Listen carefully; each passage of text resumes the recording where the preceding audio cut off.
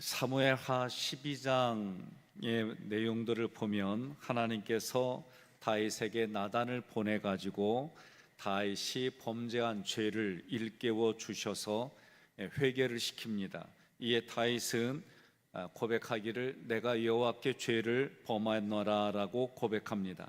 하나님이 먼저 나단을 다윗에게 보내서 죄를 일깨우고 회개하게 하심은 하나님이 다윗을 사랑하는 모습이고 긍휼히 여기는 모습입니다. 오늘날 우리에게도 마찬가지입니다. 하나님은 먼저 말씀으로 우리의 죄를 일깨워 주시고 회개하게 하십니다. 하나님께서 이렇게 하심은 무엇 때문에 그러느냐? 하나님은 자신의 약속을 지키시는 분이시기 때문입니다. 하나님은 우리에게 하나님의 자녀요, 하나님의 백성이요, 영원한 생명을 얻게 하셔서 자신의 약속을 지켜주십니다. 죄를 범한 우리에게 여전히 하나님은 사랑하셔서 하나님의 말씀을 듣게 하시고 자신의 사랑이 어떤 것인지 알게 해주셔서 우리로 하여금 회개하여 하나님께로 돌이키고 하나님의 영광을 위하여 살게 해주시는 줄 믿으시기를 바랍니다. 하나님이 다윗을 징계하시는데 우리가 기억할 게 있어요. 깨달아야 될 게 있어요. 그것은 하나님이 죄를 용서하시는 것과 그 죄를 지은 사람에게 징계를 하셔서 우리를 하나님께로 돌아오게 해주는 거예요. 이 부분을 우리가 구별해야 돼요. 왜냐하면 일반적으로 사람들은 하나님께서 죄를 용서하신다면 징계도 없어야 되지 않느냐? 그렇지 않아요. 하나님이 우리를 용서해 주시는 것과 그리고 그 죄에 대한 징계를 받는 것에 대해서 구별해야 되고, 그것이 있구나, 그것을 통해서 우리는 죄를 짓지 말아야 되겠구나, 그렇게 깨달아야 됩니다. 사무엘 12장 10절로 14절의 내용을 보면 백주 데낫의 다윗은 자기의 아내들을 빼앗기고 자기가 낳은 아이가 반드시 죽으리라 말씀하신 대로 다윗은 아들 압살롬에 의하여 반역을 당합니다. 백주 데낫의 후궁들이 모욕을 당합니다. 또한 밧세바 사이에서 낳은 아들이 죽습니다. 이처럼 하나님은 죄인의 죄를 용서합니다. 그러나 죄를 심판하셔서 죄의 결과를 알게 해주십니다. 우리가 항상 죄에 대해서 경각심과 진리 안에서 살아가도록 인도해 주십니다. 우리가 눈에 보이는 죄의 결과로 인하여 징계를 보게 된다면 죄의 결과를 두려워해야 합니다. 언제나 나를 사랑하시는 하나님 말씀에 순종하시기를 주님의 이름으로 권면합니다. 우리에게 있어서 회개라고 하는 것은 매우 중요해요. 회개는 우리의 영혼육이 깨끗해지는 거예요. 우리의 죄는 그 어떤 걸로 해결받을 수가 없어요. 오직 예수 그리스도의 피로, 예수 그리스도의 이름으로 용서받는 줄 믿으시기를 바랍니다. 죄인이 죄를 자복하면 죄사함을 얻습니다. 죄로 인하여 평안이 없으면 그 죄를 슬퍼해야 합니다. 수많은 재앙은 죄로 인함이라는 것을 알게 될 때에 우리는 낙심할 수밖에 없습니다. 그러나 죄를 회개하면 하나님의 은혜로 나를 고쳐달라고 구하게 됩니다. 시편 51편의 내용처럼 하나님은 죄를 용서하십니다.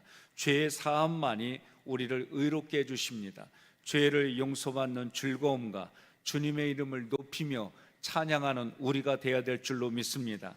그래서 하나님을 구하는 제사를 구하게 되는 거예요. 회개라는 게 무엇일까?